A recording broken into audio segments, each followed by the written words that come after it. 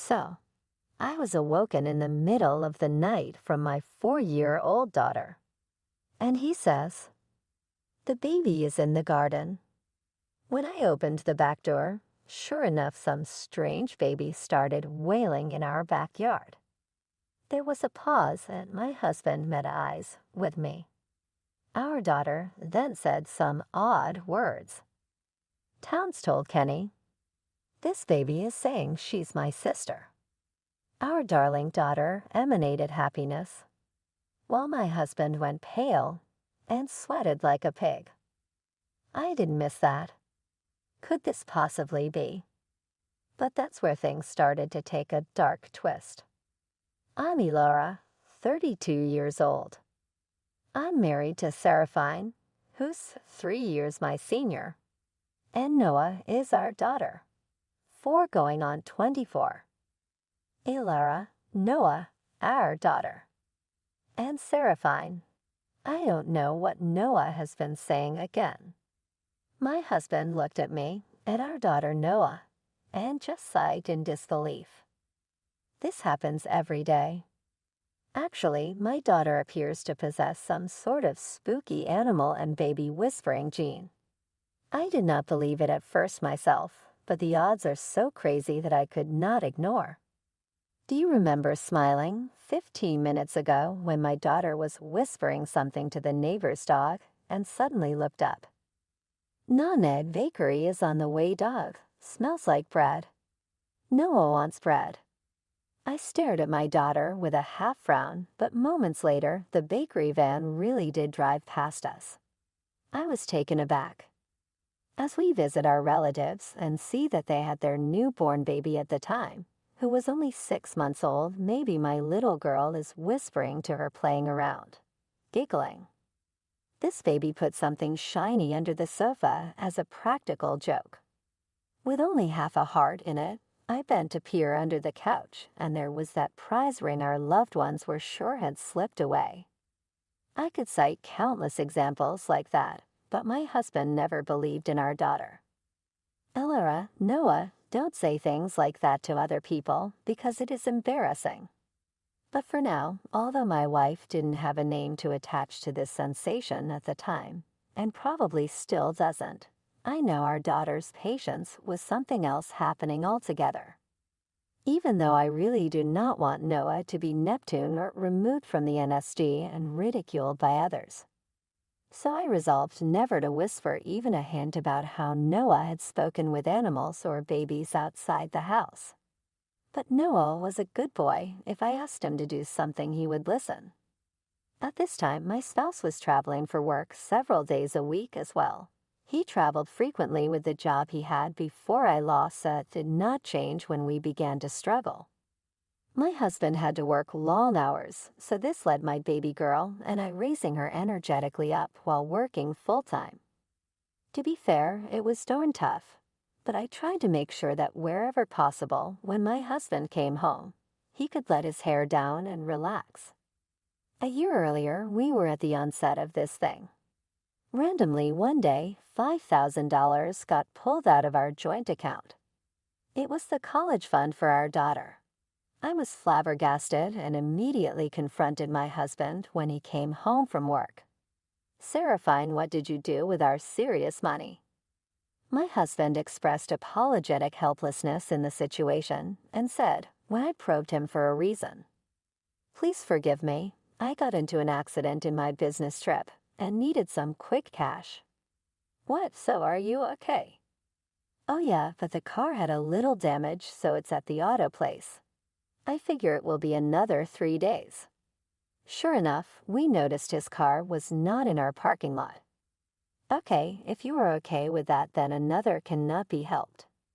I just told my husband to move the money back into our joint account at some other later date and let that be all there is.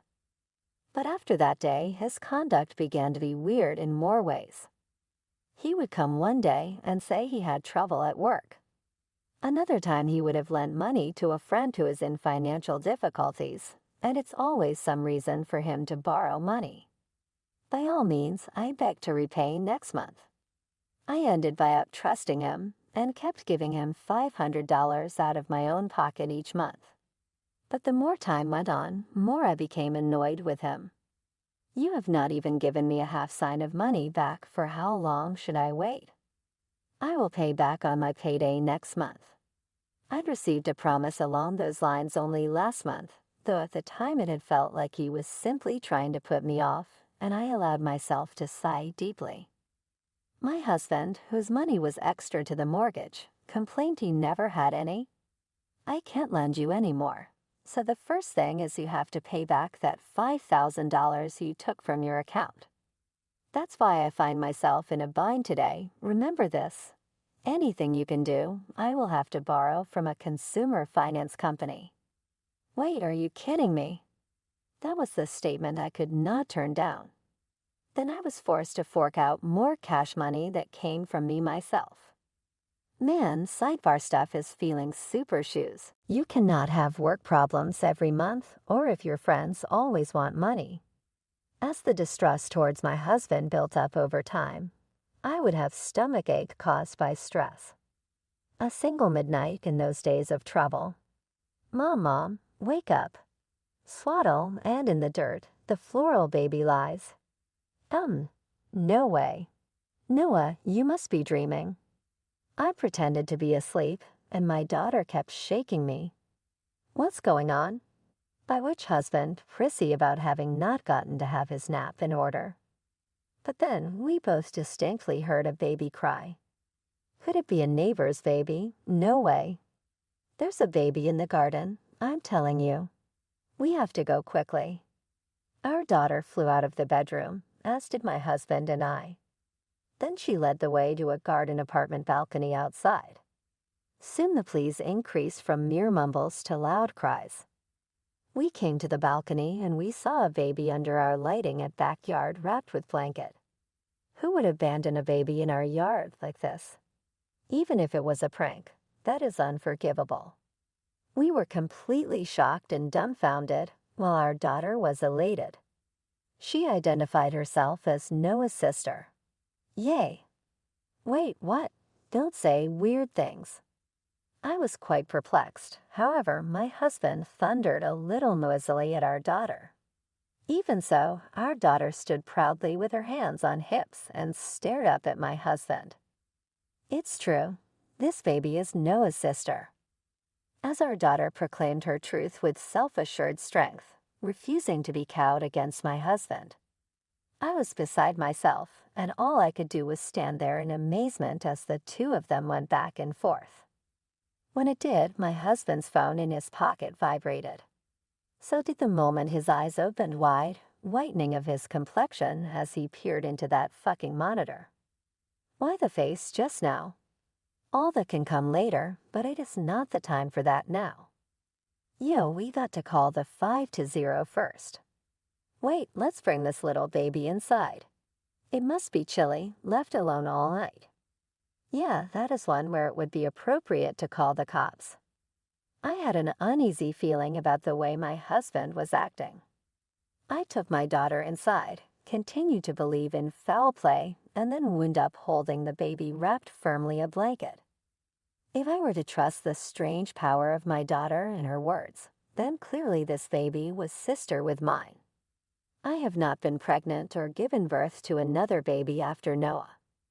Which means, I really hope that's not true, but again, with the way Seraphine has behaved being so sketchy about this situation already, it seems a little too odd. I remained placid just so as not to alert my husband, while secretly working out a plan that would lead me find out the core of his lies. That morning, my husband said, I'm just going to take her down and give her into the police. At my husband's words, I said okay, that we would take care of the baby here tonight. I work tomorrow too, but having this weird thing has given me the flu bed is where I need to be a hurry off, so watch out for that little guy, will you?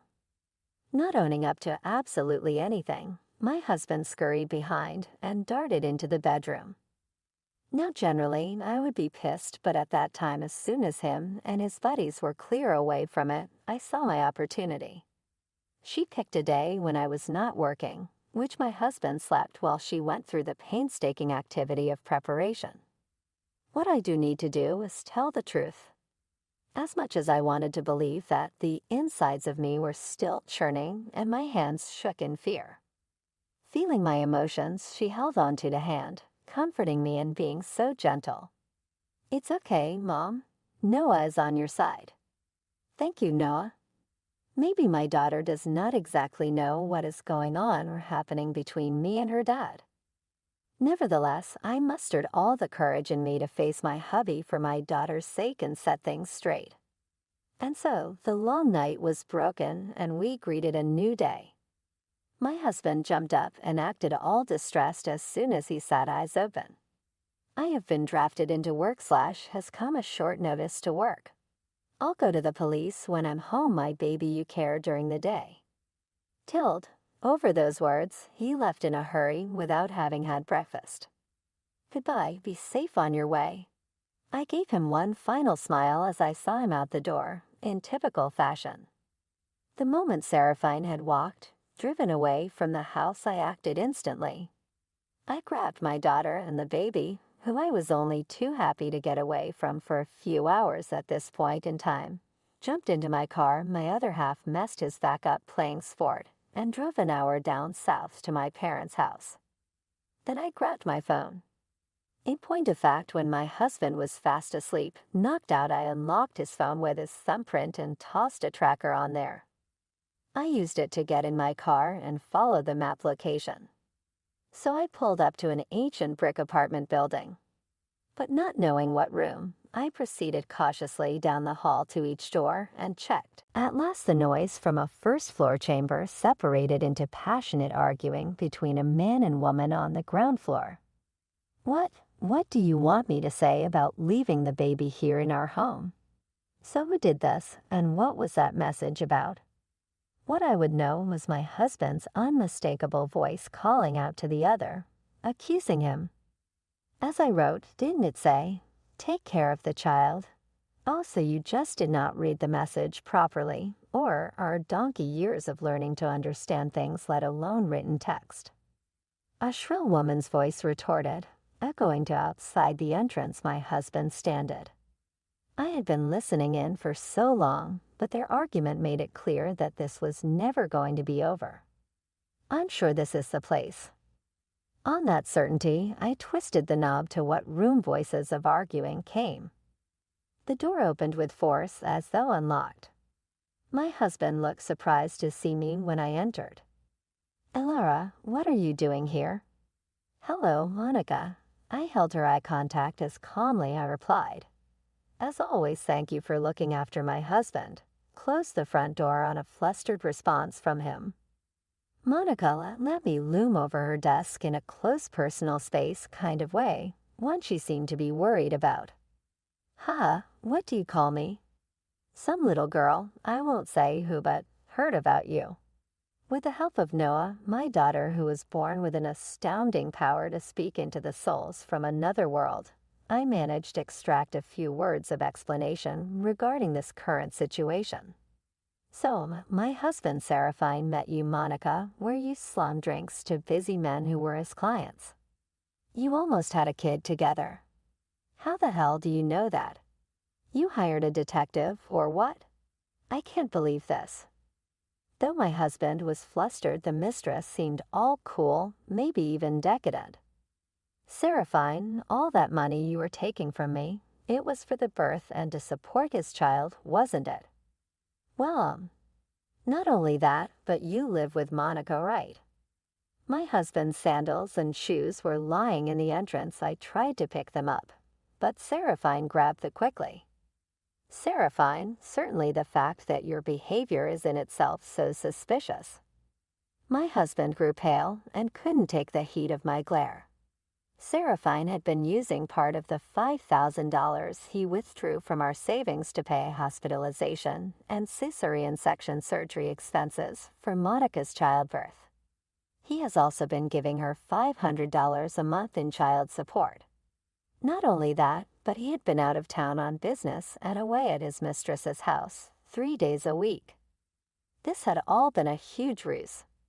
And my husband was standing there with his mouth half open, saying, "Do you know that?" Just say when I told him. Well, concerning the authenticity of this baby, I already understand it. It's because Monica is engaged to a venture company CEO isn't. Huh. You abandoned the baby and headed up our way because she was interfering in your plan, didn't you? She had waited until it was late at night to leave him on our front porch and then texted my husband a message. He unlocked his phone and he sent a new message, which I saw with my own eyes. He had never anticipated I would know all of this. My husband looked surprised and reached for his pocket as he watched me. That is why you attempted so frantically to keep me beyond the cops attaining initially. Proper. How much do you know? His forehead was moist with sweat, like it belonged to a frog looking at an oncoming snake. Meanwhile, the mistress was checking her watch over and over again. Hello, do you mind leaving your marital problems out of my office? Just go away for a while, will you? I am about ready to get my date started. As if it is not your concern. You cannot do anything to a person's husband and think that you will go scot-free. It's not like that. For a moment I thought Seraphine was just fucking with me. I should go back to being the wife of a financier, like I thought it was all a mistake when we got pregnant, but now that he's going to be CEO, I can just reset everything. My husband was speechless, and Monica just continued to make her selfish comments. I can never approve that.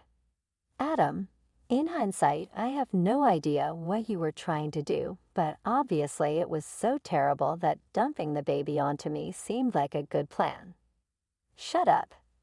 Seraphine goes for you getting me knocked up in the first place, bozo. Let's go, put your shoes on. With no inhibitions, Monica went on to fire off at my husband. You are the dad, so he needs to participate and develop with your kid. Ishibashi, your daughter at home will be excited to have a little sister. As a parent of a daughter, I could not stomach such comments and my hands instinctively clenched. I wanted to slap this woman at that moment, but then I heard the sound for a car engine. I walked toward the door and looked out on to see a luxury car driving towards my street.